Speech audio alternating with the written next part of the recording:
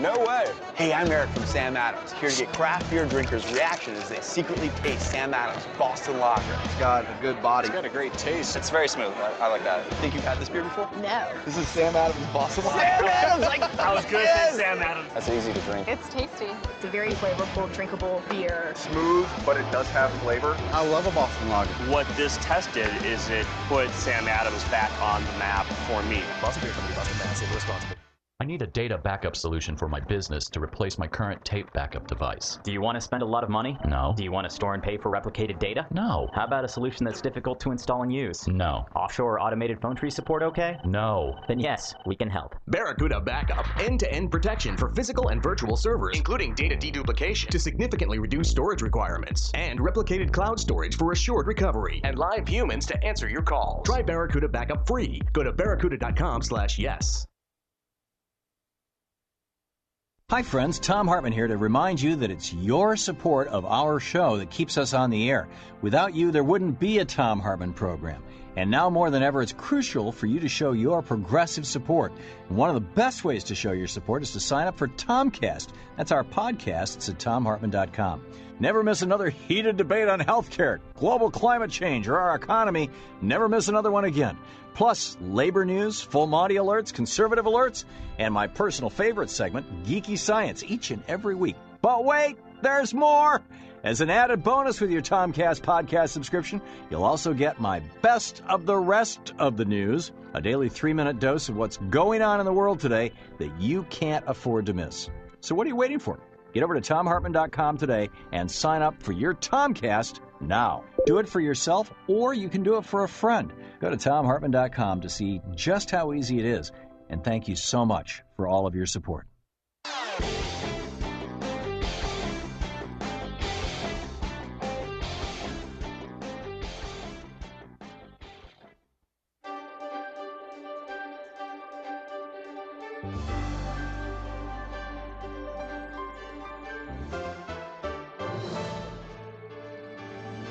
Jim Javinsky here for Tom Hartman on the best of the rest of science and green news. You need to know this. The next report from the Intergovernmental Panel on Climate Change is due at the end of March, and according to the Associated Press, we shouldn't expect good news. The AP summarized a draft version of the IPCC's Impacts, Adaptation, and Vulnerability report, and they boiled it down to the fact that we are not prepared. The AP says that the report warned that starvation, poverty, flooding, heat waves, droughts, war, and disease are likely to worsen as the world warms from man-made climate change. Chris Field, a co-chair of the working group drafting the IPCC report, says that we are simply not ready for the extreme weather we will experience. He said, I think if you look around the world at the damages that have been sustained in the wide range of climate-related events, it's very clear that we're not prepared for these kind of events we're already seeing. In other words, we are not even ready for the extreme droughts, floods, and superstorms that are already occurring, and we're not doing enough to prepare for the fact that these events will only get worse.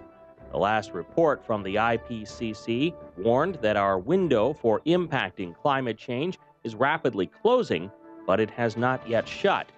Our world must prepare for the extreme events of today and of the future, and we have to act fast and fight hard to prevent our planet from getting even hotter. There's a new reason to put down that soft drink. In addition to causing weight gain and other health issues, canned beverages may be exposing your baby to cancer.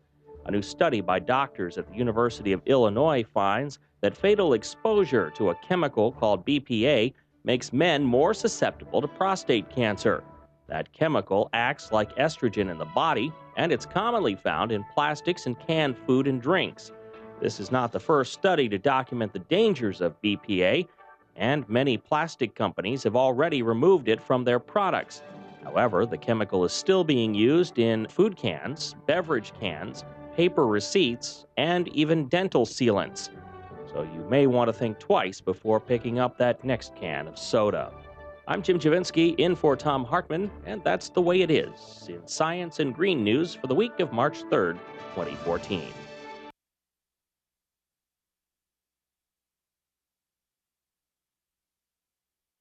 Hi, this is Sonia Sanchez. How you be? I'm here with We Act Radio. What did I say? I said we act radio.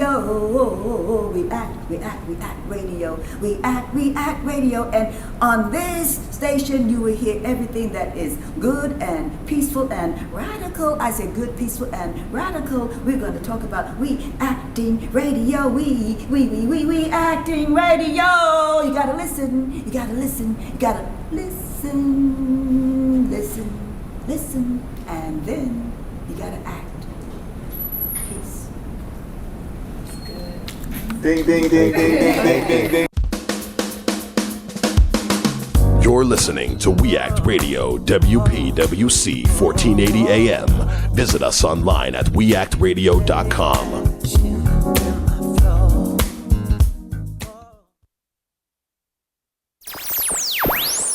I guarantee you, no more music by the suckers. No more music by the suckers. No more music by the suckers. Let me drop that beat, and it goes a little something like this. This is a sucker-free radio. Hollywood likes you a certain way. They like you a certain way when you're black. You damn near have to be a black Anglo-Saxon, because you can't have a black conscience. It's all right to have a white conscience. Things can be too black, but they can never be too white. You know it's funny when it rains and pours. They got money for wars, but can't feed the poor. Sucker-free radio. To all the teachers that told me I never amount to nothing. To all the people that lived above the buildings that I was hustling from that called the police on me when I was just trying to make some money to feed my daughter. And all of the things in the struggle, you know what I'm saying? It's all good, baby. It was all a dream. Time comes when silence is betrayal. I come to this platform tonight to make a passionate plea to my beloved nation.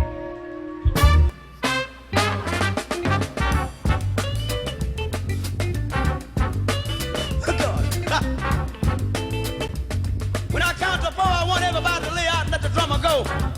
And when I count to four, I want you to come back in. 1, 2, 3, 4, get it!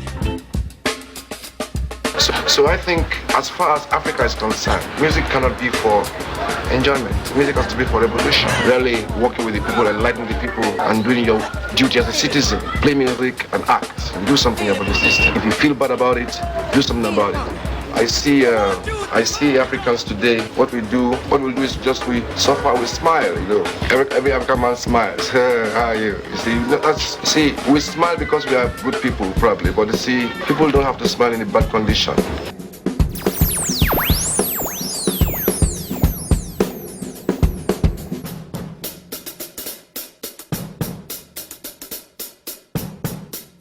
My snare going.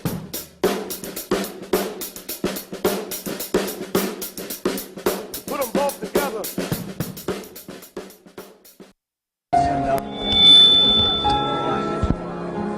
Excuse me, everyone, I have a brief announcement to make. Jesus was black, Ronald Reagan was the devil, and the government is lying about 9/11. Thank you for your time, and good night. And yes, peace and blessings. This is Kimon Freeman on We Act Radio, 1480 AM and weactradio.com, broadcasting you live with a special report on the DOJ, Department of Injustice, and the Civil Rights Division's block of their Obama nominee. In a rare instance, for those who know me, and it's a rare instance that I'm actually agreeing with Barack Obama, but the truth is that Democrats, not Republicans, are the real culprits in blocking the DOJ civil rights nominee. The Democratic Party, after a rule change last year, had enough votes on their own to push this through, but failed to do so because just the mere mentioning of Mumia Abu-Jamal's name is enough to bring the wrath of the officers against President Obama's DOJ nominee, Dabo, and the opposition was always, as usual, well-funded and organized to do something, while too often we sit and watch. Joining us is, we're going to have two outstanding supporters for the Bring Mumia Home Committee be joining us in the program. But before we get started, I wanted to open things up with an excerpt from Chris Hayes from All In, because I really think that he said it well, just to give a foundation and starting point with this interview. So I hope you guys enjoy it. You listen to We Act Radio. do something.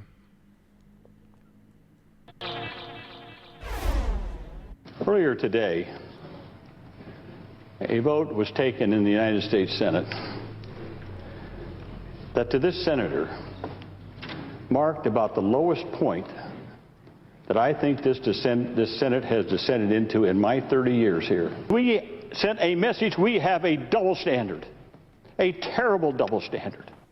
Iowa Senator Tom Harkin responding to what I called a shameful, despicable day in the U.S. Senate yesterday when the entire Republican caucus, joined by 7 Democrats, those 7 there, voted down the president's nominee to head up the Justice Department's Civil Rights Division, Debo Adigbile, over an appellate brief for a man convicted of murdering a police officer.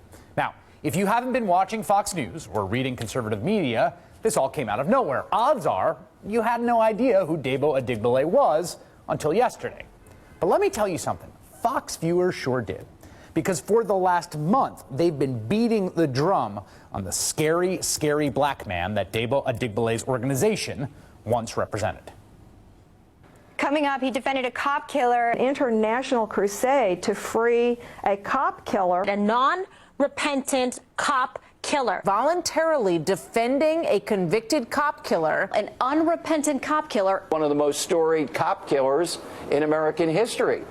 In fact, if you've been watching Fox News with the sound turned off, you may have even thought Debo Adigbile was in fact Mumia Abu-Jamal, that man you see there, because so often when they talked about Adigbile, they put Mumia Abu-Jamal's image on the screen.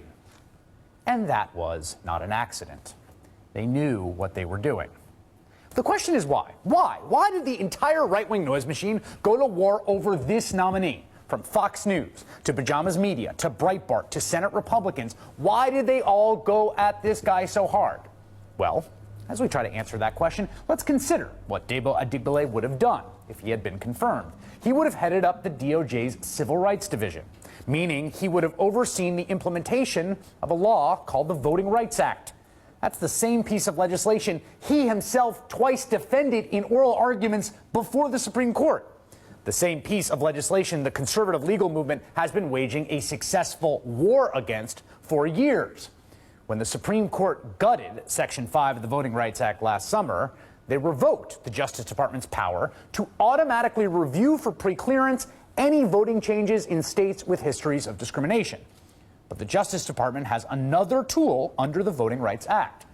They don't automatically get preclearance power anymore, but under Section 2 of the law, DOJ can request preclearance in specific states or jurisdictions by suing them.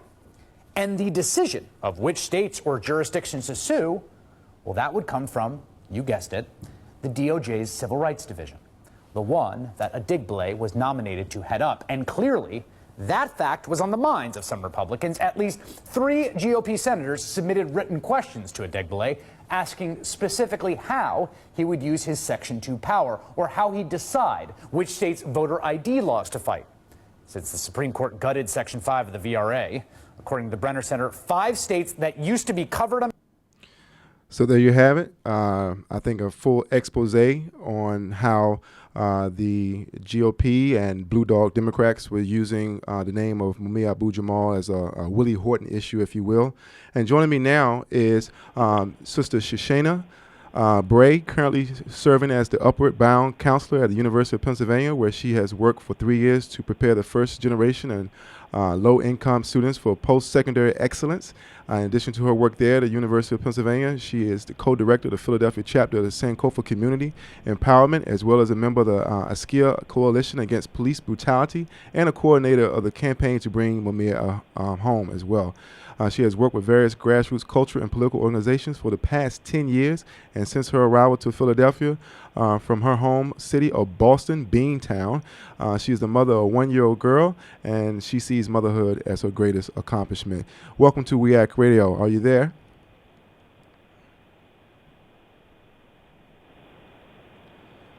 Yes, Shoshana, are you there?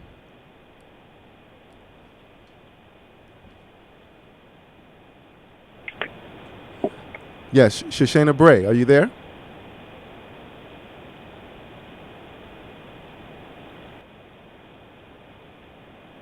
Okay, as we working diligently to get Shoshana online here. We are basically up in arms over this blockage for the last nominee. This is clearly not your run-of-the-mill GOP blockage where we've seen consistently throughout Obama's administration and nominations. We need to make sure that this doesn't continue to happen. All right. I believe we have Shoshana Bray. Are you there? Yes, peace. I was actually just texting what I can't hear anything. All right, here we go. All right, welcome to the program. I just read your bio. I hope you didn't. I hope you got a chance to hear that. If not, I gave you a gracious, no, I didn't. I gave you a gracious introduction. So you did hear the broadcast that we just aired from Chris Hayes. Did you not? Yes, I heard some of it. Okay, I heard some of it. Do you think that's a fair assessment? Yes, I think it's quite fair. I think in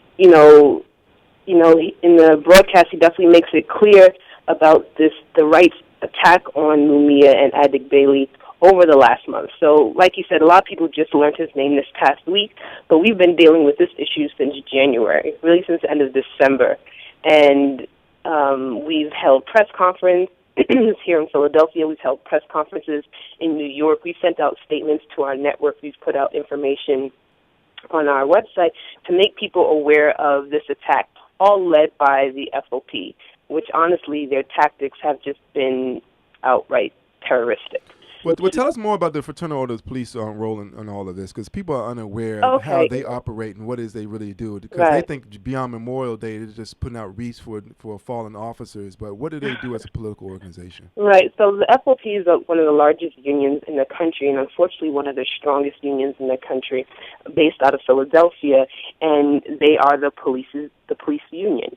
And we've had people who are familiar with Munia's case know there's a long history between the FOP, Fraternal Police, and Mumia supporters, because the Fraternal Order of Police has been a part of Mumia's railroading. They were a part of collecting the evidence during his case. They were a part of the false testimony. They were part of the false documentation that went forward in Mumia's case. And they helped to rally the DA into this process. They wrangled the judge into this process, though Stable had a long history of blatant racism as well prior to the FOP. But they surely were working in cahoots together, as well as, Frank Rizzo, who during that time was known throughout the city for his brutal tactics toward the Philadelphia community, his brutal tactics towards the black community overall.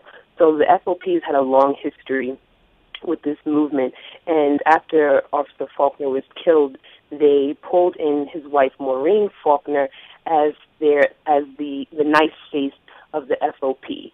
Whenever there are events, they want to bring her there to talk about her loss and to emphasize the lie that Mumia is a cop killer. I was actually surprised they didn't pull her out this go around when dealing with Adik Bailey, because they're really pulling out all the stops to tarnish Adik Bailey's name, and more importantly, to falsify Mumia's innocence.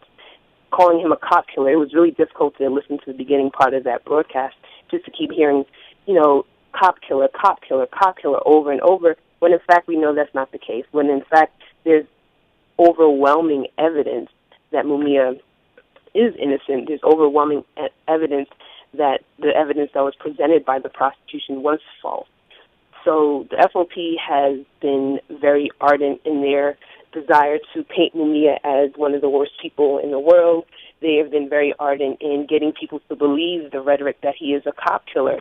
Like I mentioned, using Maureen Faulkner, they've made attacks on anyone associated with Mumia's case, whether they're journalists, whether they're attorneys, whether they're bringing up the Move family.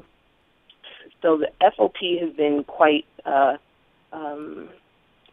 the word I'm looking for? Exacting in this process. There's a formula, because they did it in the 80s in terms of how can we paint Mumia as a cop killer, who do we need to go after as public figures, and point out their association with Mumia. And they did the same thing again with Adik Bailey. They even went as far to write to President Obama to state their their issue on the matter of Adegbili's appointment. And it was just so interesting to read these articles that were coming out around this issue. And you just wonder where people get their information from, honestly. There were a few people, more left-leaning who were able to see through what they were doing, but I think Fox News took up the helm with this and gave the FOP a huge platform to sabotage this man's career and to continue to railroad Mumia. I mean, to get to the point where every article that mentions Adegbili mentions Mumia, and not necessarily in a positive light. They think they've done a good job. So ultimately, we need to be aware of what the FOP is doing and see beyond this veil of, this illusion of we're concerned citizens. We don't want this this man being appointed to the Justice Department so he can play his race politics. Is way beyond that. It's way beyond that. They have to maintain the lie. They have to perpetrate the falsehood that Mumia is a cop killer. They have to maintain it by any means, because it takes attention away from the corruptness of the Philadelphia police. And I mean, that goes back to the 80s. Before the officers involved in Mumia's case collecting evidence were indicted by the FBI shortly after Mumia's case. Some of them were actually taken off the case and were not allowed to testify during Mumia's case because they were being brought up on federal charges of evidence tampering. So this corruption, and obviously if you read any newspaper today, I think the Daily News always has some type of small article about police corruption, whether it's dealing with drugs and alcohol or it's dealing with all the stop and frisk violations and just the basic human rights violations. The FOP has, taken over the role of the Klan in terms of being the local terrorist to our community. The local terrorists to our community, and there you have it, and absolutely. But we see, this has been like, a red herring or even, as I said before, a Willie Horton issue again, because, they kept saying, when you say where do people get their information, well, a handful of companies own most of what we see here and read, with six companies running the media. And when six companies control 90% or more of the media that we see here and read, they easily create echo chambers. And what we kept hearing over and over was cop killer, cop killer, cop killer. Absolutely. Where in fact he was fighting for the fact that the injustice that was done to Mumia during his court, and then the courts actually agreed with it. The Republican appointed judges agreed with this. Right, and so he was doing his job. Absolutely right, and they definitely did. And they try to harp on the fact that Adegbili got in bed. I think that was the word they used in one of, Toomey used in his article, that he chose to get in bed with this circus, in quote, that Mumia created, when in fact he was doing his job as an attorney. The NAACP Legal Defense Fund, in its mission, is seeking out cases where there have been gross violations of civil rights, of human rights. And that was the case, and this has exactly been the case with Mumia. So it was beyond whether or not you believe Mumia was guilty or not. Here's a violation of this man's constitutional rights based on the legalities of our system. This is how information should be provided to jurors, and this is how it was provided in Mumia's case. It was done incorrectly, therefore he should be taken off death row.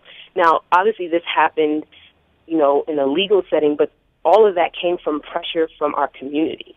That was definitely a win for us in terms of that was the power of the people erected in that. We made sure the pressure was put on so that every aspect of this case was scrutinized to ensure that Mumia was not executed, and moreover, to ensure that he comes home. And that's what we're continuing to work on now.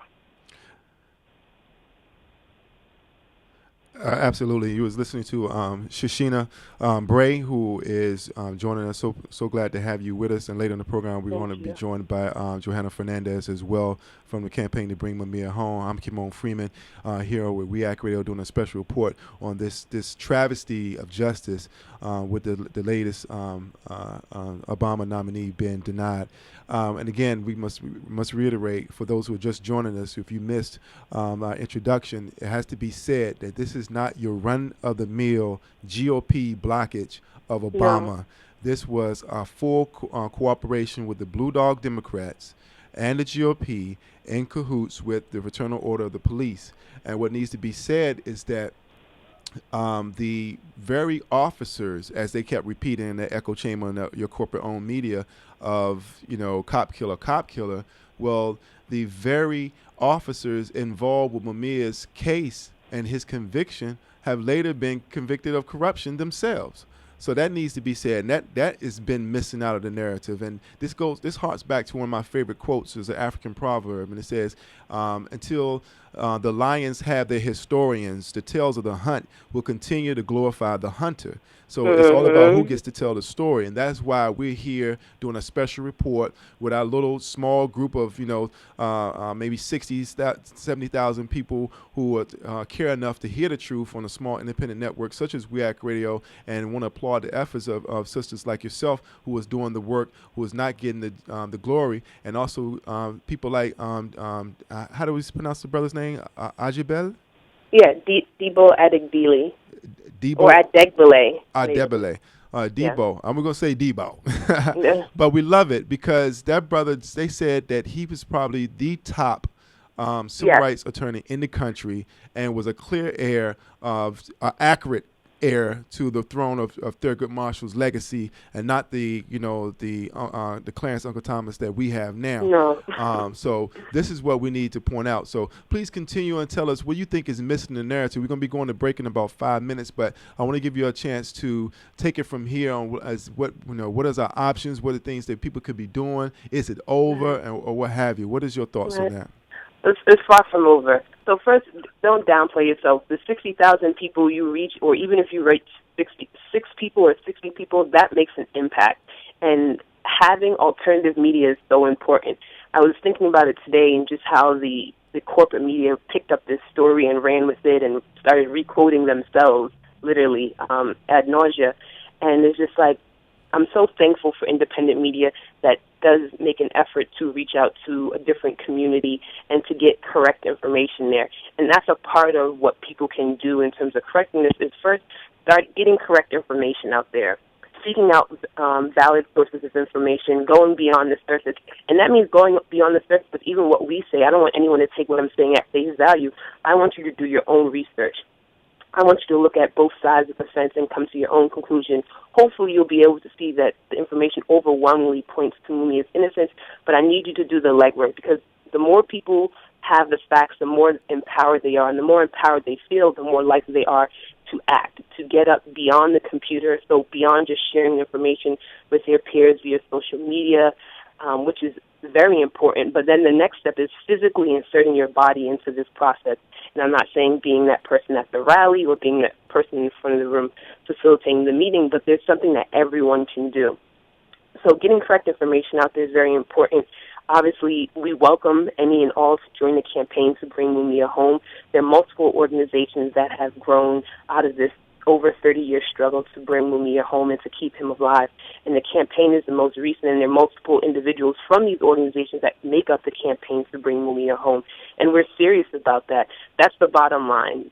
Bring Mumia home. He's off death row. Yes, that was a victory, but that's not the end-all, be-all. I feel like a lot of people kind of took that small victory as the end, that now they can put away their banners and they can rest easy because he's no longer going to be executed. But the fact of the matter is, he's still under attack, and I think this issue with Adegbile shows how under attack he is. Maureen Faulkner made a point to state when Mumia was transferred into general population that essentially, she hopes that people take care of him there, and not in a good way. So Mumia is definitely under attack. His life is under attack, and we need to actively be working to bring him home. So there's a sense of urgency behind this matter. I think it's also important that people understand that Mumia's case is not singular. It's not insulated. So he represents a much larger issue of political prisoners in this country. He represents a much larger issue in terms of mass incarceration. He represents a larger issue in terms of our voice being silenced. The truth is being silenced. When other people speak truth to power, they're taken down, right? So people being able to connect Mumia with these other larger movements, it allows more people to get involved in the conversation. Part of the efforts of the campaign is is to bring more people into the conversation, people who aren't usually at the table. So instead of the choir members who are familiar with the case and who have been doing this for 10, 30 years, what about other people who are just more interested in issues of the rights of prisoners, right? Mm-hmm. So there are a lot of ways to link Mumia into this work, and these are a part of our efforts to get these other groups in to learn more about his case and see how his case represents a larger issue. Because if this one man, Mumia Abu-Jamal, and Adik Dili's loose association with this case, very clear loose association, because Adik Dili was not one of the attorneys who defended Mumia during his actual trial. His loose association was able to stop him from taking one of the highest positions in his nation. That tells you what a powerful voice he is. That tells you how important his case is. So if we were to collectively rally behind, if more people were to collectively rally behind Mumia's case, and when we bring him home, that represents that opens the door for everybody. That opens the floodgate to address issues of mass incarceration, death sentence, the death penalty here in this country, juvenile lifers, right? He has the highest number of juvenile lifers. So I think in a way this shows people why they need to support this cause, because it's much bigger than just this one man.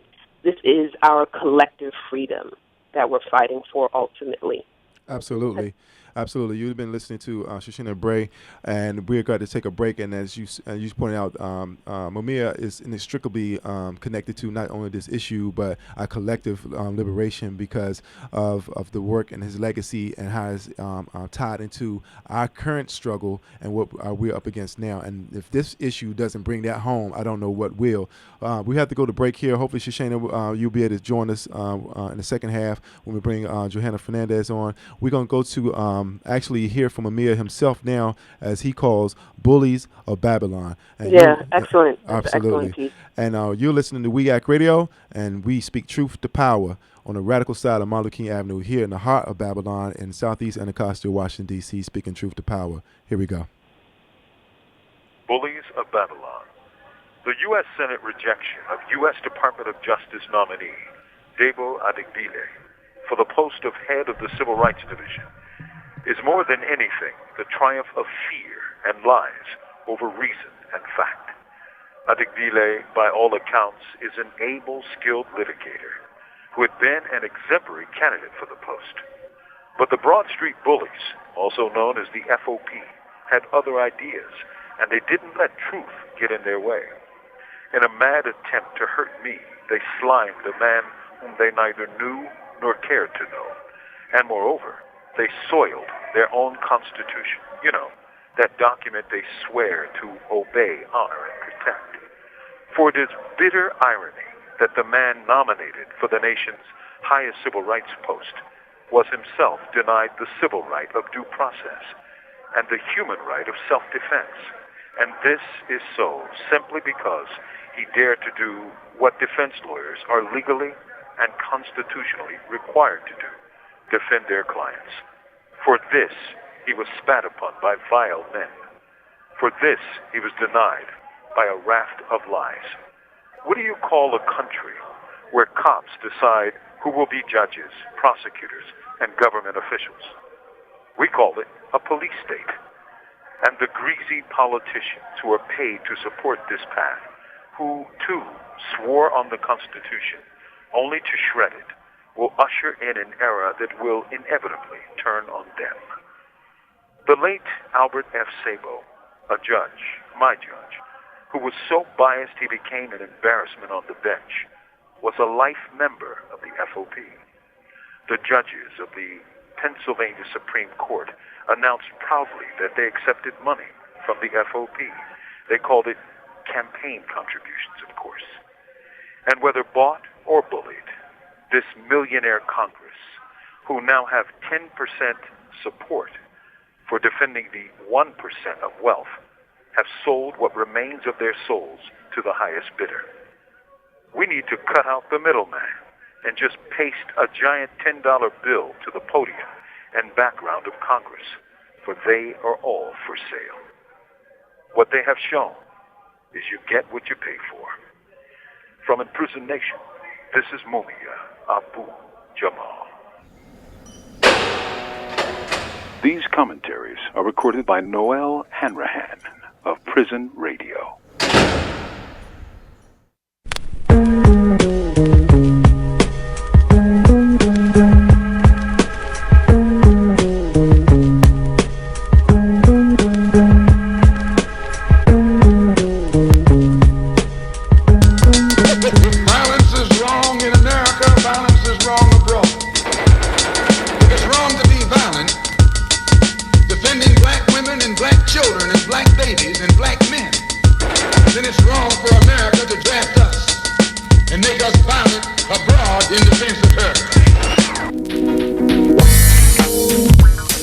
You're listening to We Act Radio, WPWC 1480 AM.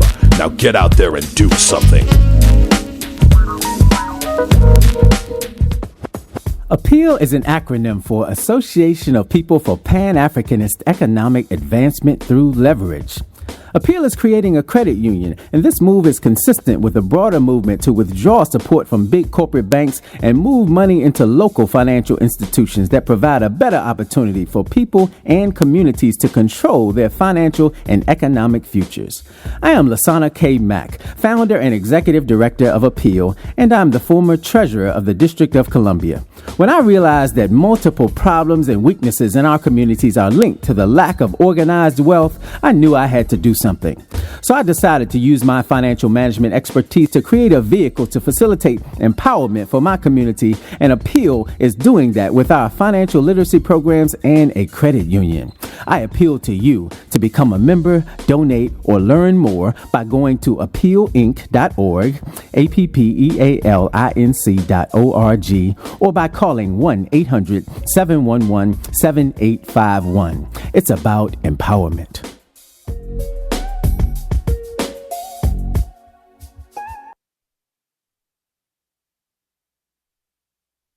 Hi, this is Chris Hedges, and when I'm in Washington, I don't want my news filtered through corporate sponsors. I want to hear the truth, which is why I listen to DC's only independent radio station, We Act Radio, 1480 AM, WPWC, Washington's progressive working community. We Act Radio, do something.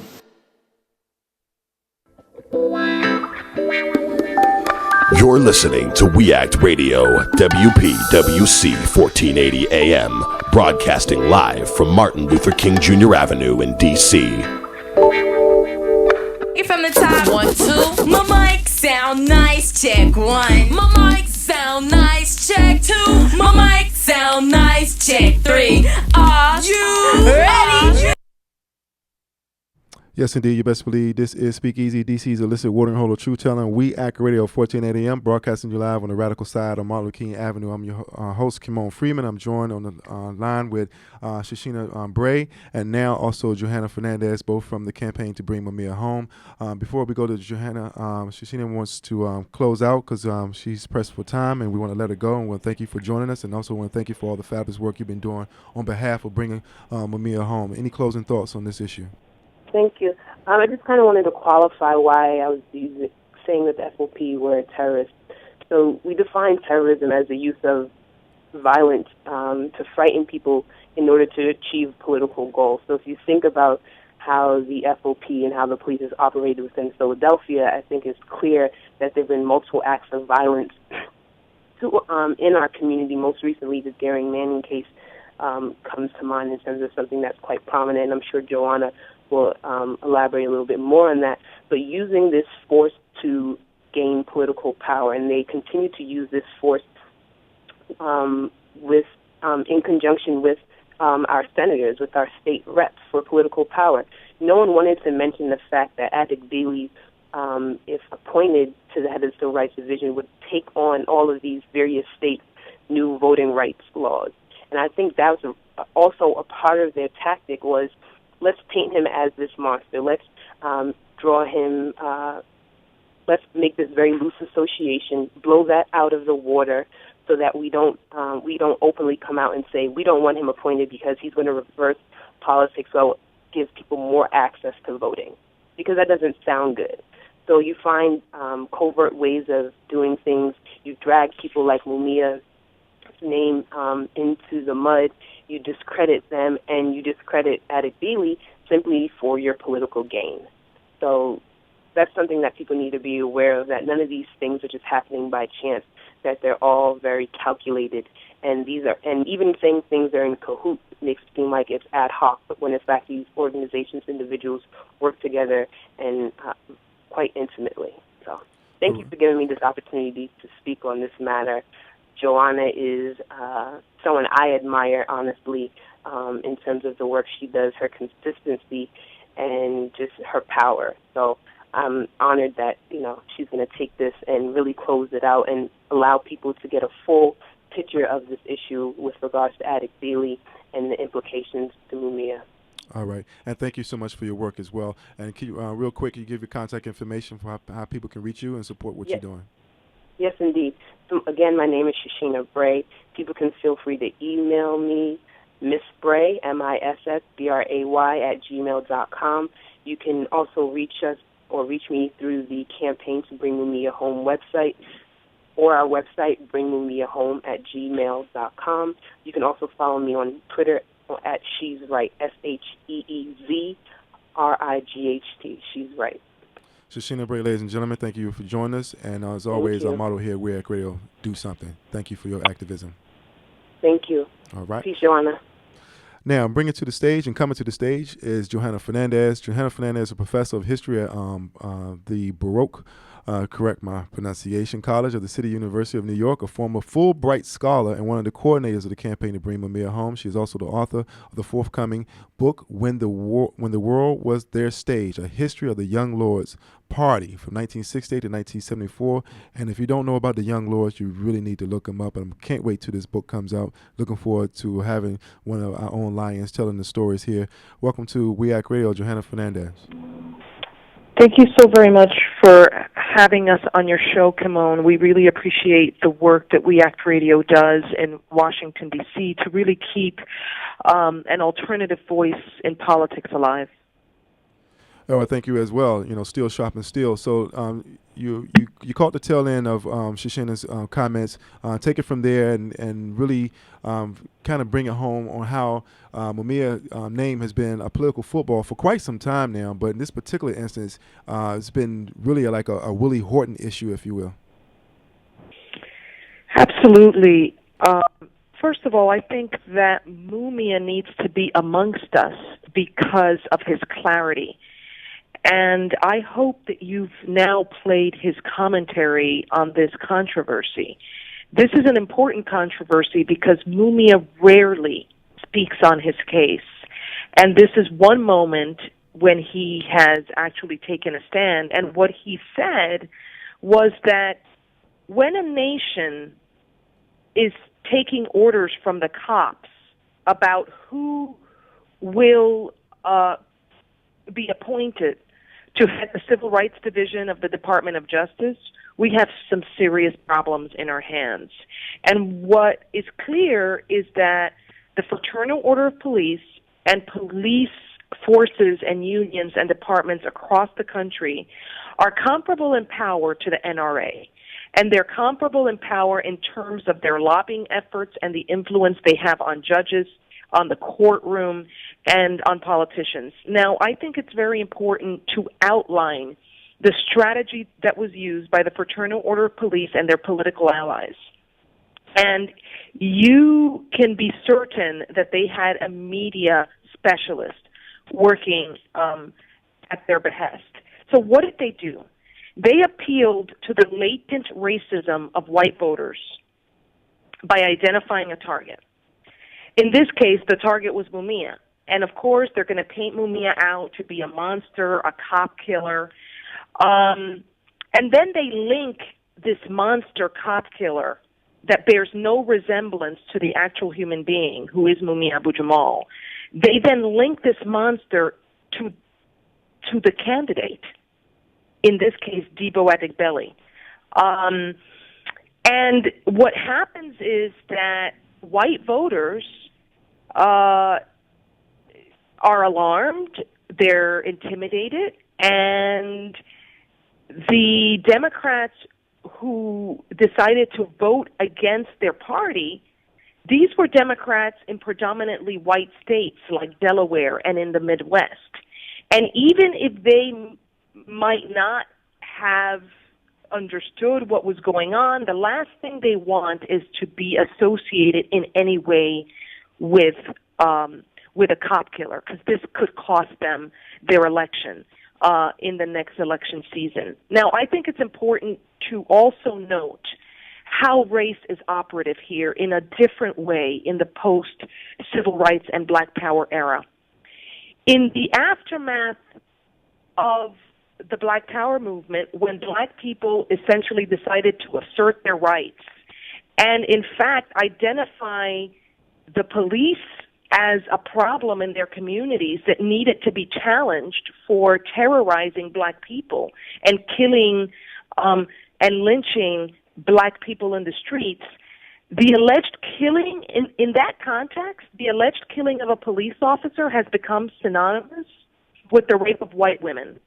And now this is the basis for the legal lynching of Black men in particular who are political, who are radicals and dissidents like Mumia. And I'm painting this picture because this happened with Mumia, but we know that all the political prisoners who are behind bars were all framed with the same formula. They were accused with absolutely no evidence of killing a police officer, and they were deemed cop killer. They were Black, associated with dissent, and that was it.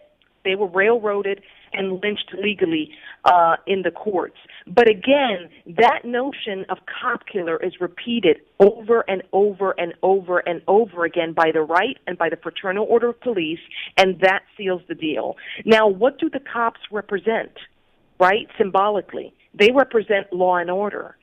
So we have to eviscerate, lock up, execute those who challenge the authority of the police in any systematic way, like Mumia Abu-Jamal, who in fact was imprisoned in the 1980s and was railroaded through the courts and was targeted by the FBI and COINTELPRO for exposing police corruption and brutality and for exposing the ways in which the police were in cahoots and in bed with city government and with judges.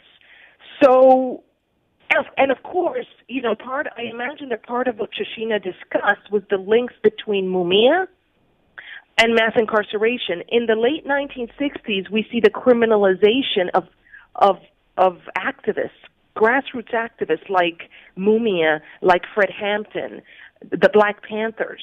They are criminalized by the state, by the FBI, but then that criminalization gets deployed generally to the African American community in the 1970s and 80s, and we are left with this crisis of mass incarceration.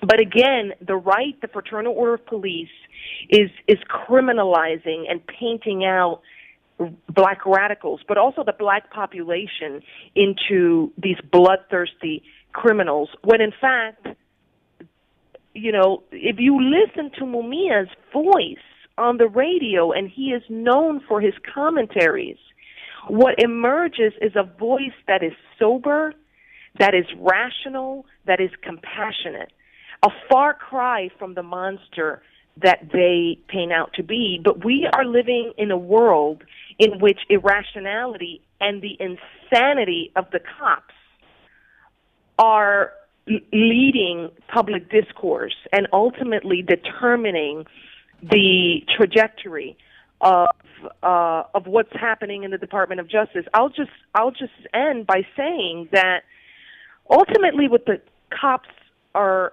scared about is the possibility that someone like Debo Adigbele will take seriously issues of police brutality across the country and in Philadelphia in particular, and investigate. Exactly, and that is the real issue here again, because this is a red herring to use. I like your analysis that cop killer has been synonymous with the raping of white women, and because they're communicating on a different frequency when they talk about taking it back to what America used to be, and we need all the guns that we can to defend our homes, and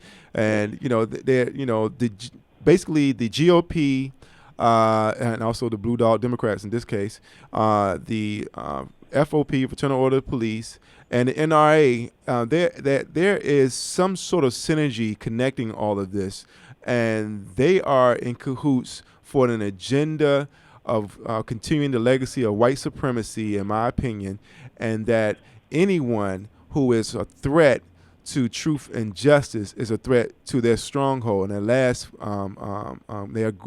they're grasping for anything. And for those who are familiar, wounded animals are most dangerous, and that is what we have here. We have a wounded animal, and they are lashing out at anything that moves. And in this case, as you so eloquently pointed out, they used Mumia as a target and Debo as a target because they knew that this was going to be a threat to the cornerstone of their foundation of remaining power. Absolutely. I mean, I think that is a wonderful metaphor, that they're a wounded animal. They are angry that they weren't able to execute Mumia Abu-Jamal. Mumia Abu-Jamal was not executed, and they want to make sure that he remains in prison and that there is absolutely no peering into the hurricane of corruption and tampering with evidence that actually happened in his case. And it's not just about Mumia, because, as Shashina mentioned, there's this young man by the name of Darren Manning. I will repeat the story because it bears repeating. 16-year-old child, really, who was stopped and frisked, and his testicles were literally ruptured. He is now sterile, I'm told, for the rest of his life. And there are a series of heinous acts on the part of the police in Philadelphia that have gotten an enormous amount of attention. And Philadelphia and its police department is known, it's infamous for its corruption. I don't know if Shashina mentioned that in 1979, the Department of Justice conducted the largest ever investigation of any department in the country, and that department they investigated was Philadelphia. And the conclusion of that investigation was that the level of brutality on the part of the police against its Latino and African American prisoners or detainees, and the level of corruption and tampering with evidence to obtain a conviction, quote, this is what the Department of Justice said, quote, shocks the conscience. This is in 1979, right around the time that Mumia was imprisoned in 1981.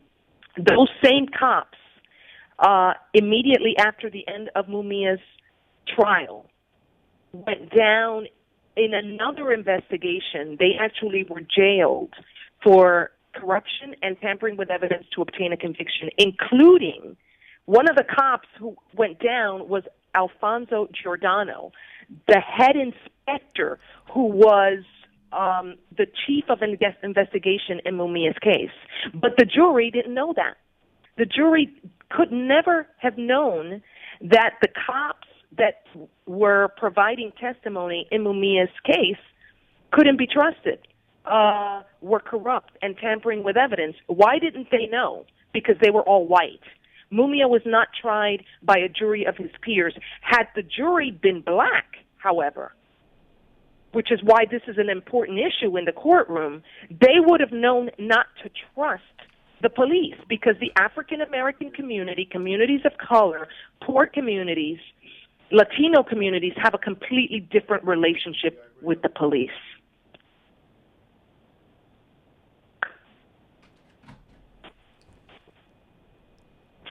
Did I lose you? Come on. No, we're still here, and you were packing a punch with the last statement there, and we wanted to definitely try to wrap this up in terms of our activist platform. What is it that people can do with all this information being disclosed to us outside of the echo chamber created by Fox News and Rupert Murdoch's tentacles? What can people do to combat the fraternal order of the police and the corporate sponsored media and the narrative that's been thrown down people's throat? And is this nomination dead? What can we do at this point? Okay, well, interestingly enough, Harry Reid, who's the majority leader of the Senate, he voted no on procedural grounds in order to keep open and alive the possibility of bringing Adigbele up again for a vote in the Senate. However, we're talking about 7 Democrats who voted against him. It's not 1 or 2. I imagine that is a very difficult mountain to climb to get 7 senators to switch their votes. So I don't know what is possible, but I think that what is possible is to set crooked paths straight. And we need to take back the narrative around the case of Mumia Abu-Jamal. We need to do it in the media. I am told that there is a screening of Long Distance Revolutionary coming up in Washington, D.C. I don't have the details. So people should go out to that screening and figure out how to build a chapter of the campaign to bring Mumia home in Washington, D.C. Washington, D.C. is ground zero. We have launched a petition on change.org called Release Mumia Abu-Jamal. You can find it easily if you type Release Mumia Abu-Jamal and change.org.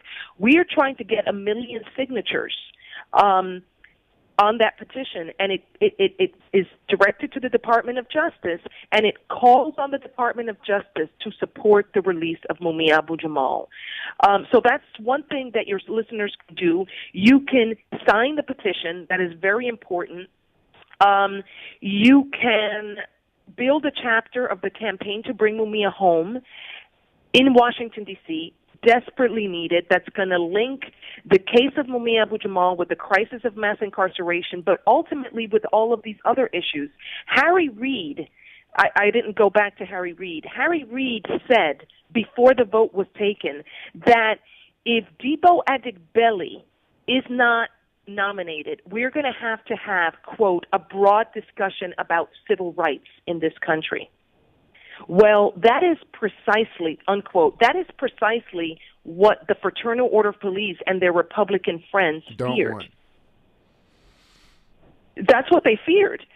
So we need to link this crisis of mass incarceration and political imprisonment to the broader crisis of the NSA, but also to the fact that there has been a rollback of civil rights since the civil rights movement, an attack on voting rights, an attack on affirmative action. And ultimately, this is about controlling people at the bottom of society, punishing them, and controlling the poor, keeping poor people and black people and Latinos and immigrants in line. And Mumia talks about all of this. So people should email us at bringmumiahome@gmail.com. So email us, bringmumiahome@gmail.com. But also, we need to take back Philadelphia. I believe that we're going to bring Mumia home. But if we're going to bring Mumia home, we need to change the discourse on this case in cities like Philadelphia and Washington, D.C. On April 24th and April 26th, we are having a big constitutional rights march around the case of Mumia, political imprisonment and mass incarceration. That's April 26th. on the occasion of Mumia's birthday, Mumia is going to be 60 years old on April 24th. And on that day, that is a Thursday, we're having a big fundraiser and Cornel West is speaking. So you can get information on those events if you go to our site, which is bringmumiahome.com. So connect with us, bringmumiahome.com. We're trying to build a grassroots movement. We want chapters, strong chapters in D.C., in New York, and Philadelphia for starters. And the wins are, in our sales. We have Eddie Marshall Conway, who was freed, who just came home. Lynn Stewart just came home. And we need to essentially begin the process of countering the lies of the police. Kimon, I know we don't have that much time, but I just want to say this, that people like Mumia, who's one of the most important public intellectuals of our time, is depicted as cop killer. But who is it that is known for terrorizing people in the streets and killing people mercilessly from New York to D.C. to Philadelphia to L.A.? It's killer cops. So they are very good at flipping the script. We need to take back the narrative ideologically, and it begins by building a grassroots movement, but also by deploying the media as you are today. We need to build a grassroots media apparatus that's going to be ready to rumble when they come out with their lies in the Wall Street Journal, as they did, and in their letter to President Obama around this issue. And people should look at those letters online. They're outrageous. The level of lies are beyond anything that you could imagine, but they won the day because our media apparatus and our grassroots movement was not ready to rumble. You've been listening to Johanna Fernandez, who is a professor at the University of New York, a former Fulbright scholar, and one of the coordinators, obviously, for the campaign to bring Mumia home. We're looking forward to her forthcoming book, When the World Was Their Stage: A History of the Young Lords Party in 1968 to 1974. Johanna, any contact information you'd like to give out in closing? Yes, my Twitter account is at Johanna Fernand with a D at the end.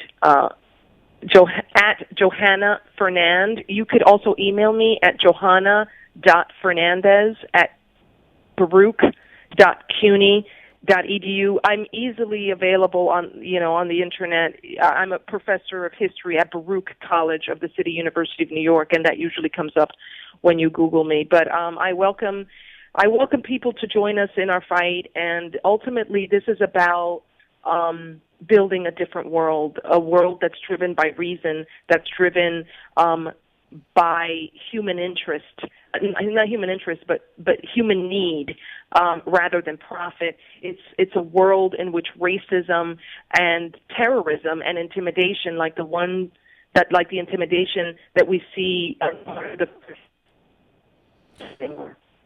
All right, and taking us home is going to be Mumia Abu-Jamal's words himself, Bullies of Babylon, for those who missed it earlier in the broadcast. You've been listening to We Act Radio. I would like to thank our guests today, Shoshana Bray and also Johanna Fernandez, and the work that they're doing for free Mumia Abu-Jamal. And hopefully, Debo, we will have another day in court.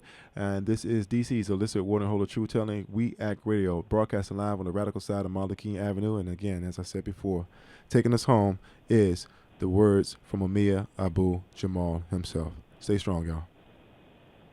Bullies of Babylon. The U.S. Senate rejection of U.S. Department of Justice nominee Debo Adigbile for the post of head of the Civil Rights Division is more than anything the triumph of fear and lies over reason and fact. Adigbile, by all accounts, is an able, skilled litigator who had been an exemplary candidate for the post. But the Broad Street Bullies, also known as the FOP, had other ideas, and they didn't let truth get in their way. In a mad attempt to hurt me, they slimed a man whom they neither knew nor cared to know. And moreover, they soiled their own constitution. You know, that document they swear to obey, honor, and protect. For it is bitter irony that the man nominated for the nation's highest civil rights post was himself denied the civil right of due process and the human right of self-defense. And this is so simply because he dared to do what defense lawyers are legally and constitutionally required to do, defend their clients. For this, he was spat upon by vile men. For this, he was denied by a raft of lies. What do you call a country where cops decide who will be judges, prosecutors, and government officials? We call it a police state. And the greasy politicians who are paid to support this path, who, too, swore on the Constitution only to shred it, will usher in an era that will inevitably turn on them. The late Albert F. Sabo, a judge, my judge, who was so biased he became an embarrassment on the bench, was a life member of the FOP.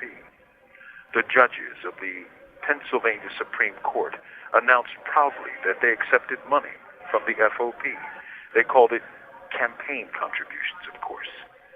And whether bought or bullied, this millionaire Congress, who now have 10% support for defending the 1% of wealth, have sold what remains of their souls to the highest bidder. We need to cut out the middleman and just paste a giant $10 bill to the podium and background of Congress, for they are all for sale. What they have shown is you get what you pay for. From Imprisoned Nation, this is Mumia Abu-Jamal. These commentaries are recorded by Noel Hanrahan of Prison Radio. If violence is wrong in America, violence is wrong abroad.